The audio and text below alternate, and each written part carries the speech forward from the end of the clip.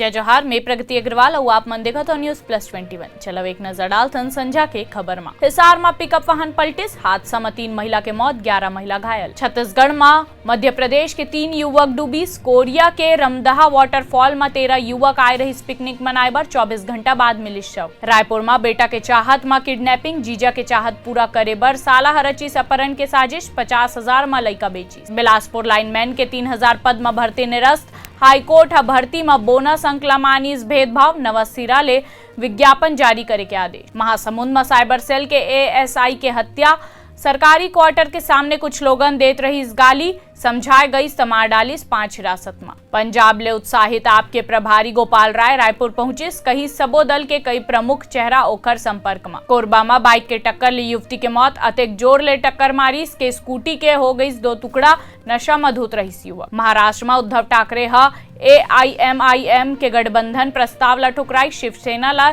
जनाब सेना कहे जाए में बीजेपी ला बताई से हिजबुल जनता पार्टी। आंध्र प्रदेश में YSRCP के पूर्व सीएम नायडू पर बड़े आरोप, कहीस अपन कार्यकाल के दौरान करीस पेगासस स्पाईवेयर के इस्तेमाल। कश्मीरी पंडित के पलायन पर पाकिस्तान और आतंकवाद जिम्मेदार, जम्मू में बोलिस कांग्रेस नेता गुलाम नबी आजाद। ऐसे ही तमाम जानकारी पर हमारे चैनल ला लाइक और सब्सक्राइब करना जन भूलू और नोटिफिकेशन पर बेल आइकन घलो दबाहू। देखत रहो न्यूज़+21, आप मन के हक के बात।